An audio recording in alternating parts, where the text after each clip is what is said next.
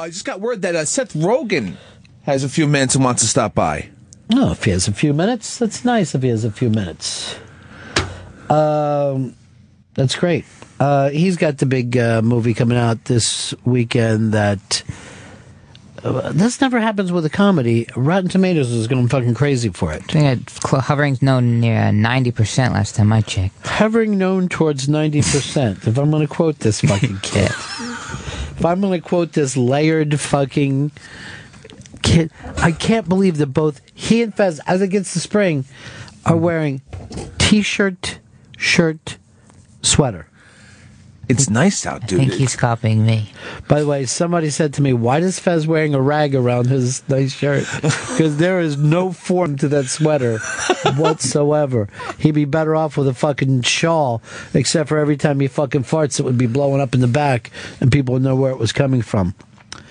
Oh, okay. So we got Seth stopping in? Yeah. Seth Rogen, who's done Unmasked with us before. And I remember saying to him when he did Unmasked, none of this stuff seems to affect you.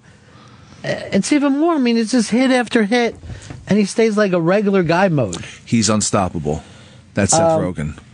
Neighbors, this Friday, May 9th, theaters everywhere. Seth Rogen.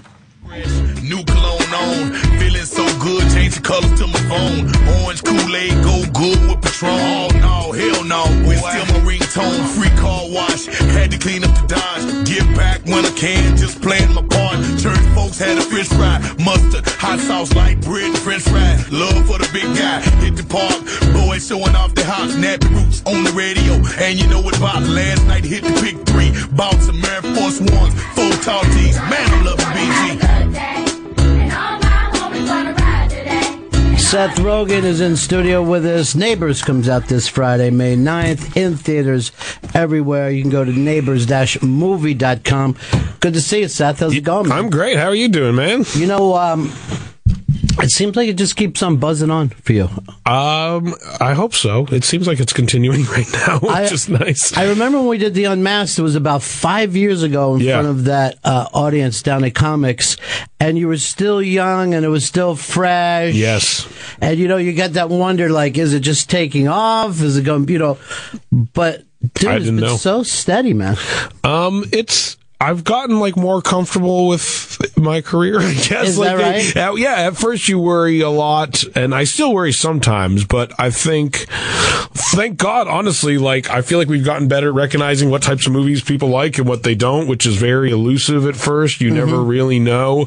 And I think we've gotten better at the types of movies we enjoy making, and that's very helpful also. And the good news is, like, it's the same thing. Like, generally, the more fun we're having making it and the more we like the idea, the more the audience ends up liking it too, which is fucking great, because it would suck if the movies we liked making the least were the most successful ones. Well, I think, like, after last year with This Is the End, I think you pushed it out there and went to say, can everybody follow us? You know, is everybody willing to take that trip? Yeah, for sure. I mean, I think it's fun sometimes to, like, see how weird an idea you can get people to like, you know?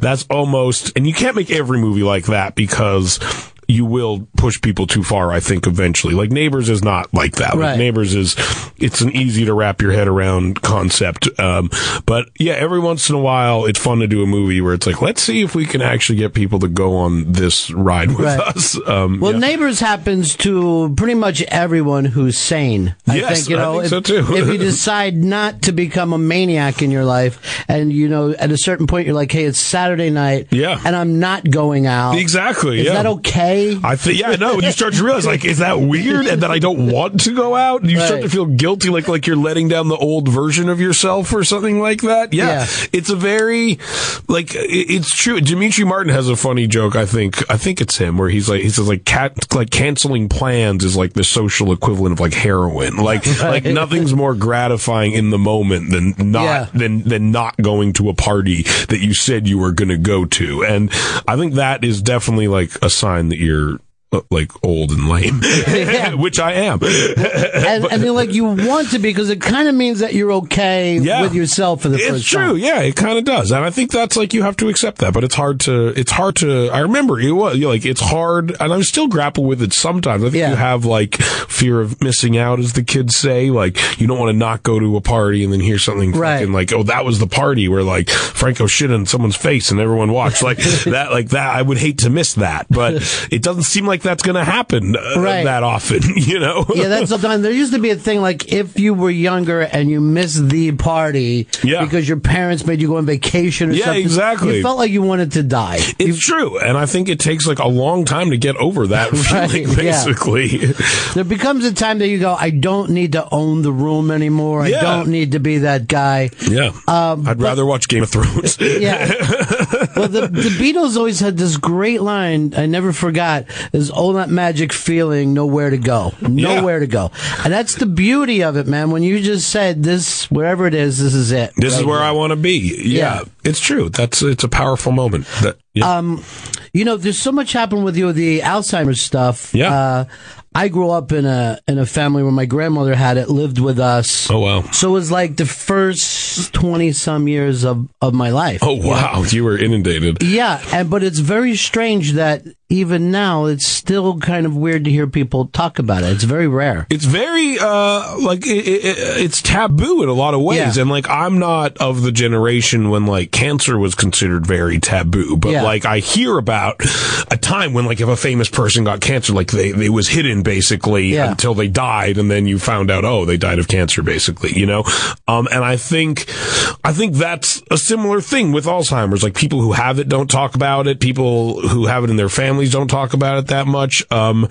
There's like a shame associated with it, I think. Yeah. And I think that's really one of the reasons that, like, it's so underfunded in the government, is you literally see, like, when I was there at the Senate, like, you could see that even these men, the senators who themselves are in their mid-60s, like, when they could be getting it very easily, even they seem to have the thought that, like, oh, it's something old people get, like, and if they do, then that's what happens, and it'll just, you know, humorously take them into forgetting their keys and stuff like that. Yeah, but it's not a fun place to be. No, you know not at all. It's horrible, and I think people get it much younger than people think you can get it. Like, my mother-in-law was diagnosed in her early 50s, and now she's like 60, and she's completely debilitated from it. Like, there's like, she can't speak, she can't make eye contact, she can't eat, she can't do anything.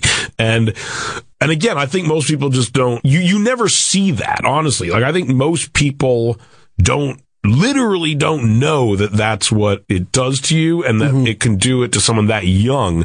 And I think, like, that's part of the problem, you know? Well, my grandmother had this really slow slide that would get worse and worse.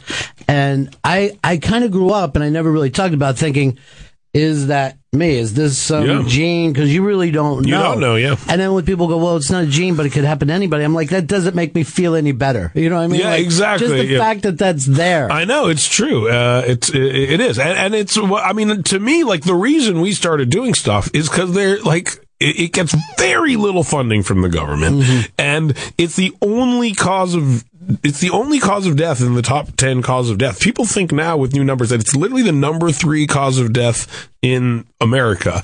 There's no treatment for it. There's no cure. There's literally, if you go to your doctor, there's literally nothing they can tell you to do to stop yourself from getting Alzheimer's, or prevent it, or slow it even. Right. And what's crazy is that, like, compared to all the other diseases, it's like gets a fraction of the funding that any of the other ones get. Like, it's truly bizarre. But that's why people hate the fucking government. Yeah. Well, you know, back to society, there's been so many things. If you look at it, for years we didn't talk about, like, molestation. Exactly. You know, anything that really makes us uncomfortable. Yeah. And I think aging is something that people are very uncomfortable with. They don't want to do it at all. As a matter of fact, we kind of, even in this society, kind of make fun of old people as if that is the entire goal. Exactly. Of being healthy. It's true. It's really true. And I think it's like an American thing. Like, in other cultures, And I often think how much it would suck, but in other cultures, they really take better care of their old people than they do in America. And every time I don't want my mother living with me, I think like, sometimes it's nice to live in America. But but if we were in another culture, it would be much different, you know? Well, I think it's amazing, Mal, that now you get to do things like that, where obviously you couldn't have done this before if you were in any other line of work, but to walk in and have those people hear some of this stuff. No, the fact that I can do it and it can go on the internet and millions of people will watch it is amazing. I mean, I would never have expected that. Neighbors comes out this Friday, May 9th, in theaters everywhere. And the amount of projects that you have upcoming, if you look at your IMDb, it's just insane. Yeah. Are they all going to get made, or do you kind of start a bunch of things? You kind of start a bunch of things and hope that they fall into place. You kind of got to throw a bunch of shit against the wall and see what actually, because movies fall apart all the time at the last second. But so you never know. We always are trying to make a lot more things than will actually get made, I think. Well, I think it's also incredible. Like, if you go to Rotten Tomatoes, the critics are going crazy for this one. Yeah, which is, for a movie where like a baby eats a condom is pretty fucking spectacular. All right, bro. It's good to see you again, man. You too, man. Really great to see you. And I'll see you next time coming through. Thanks, man. Thanks. Yeah.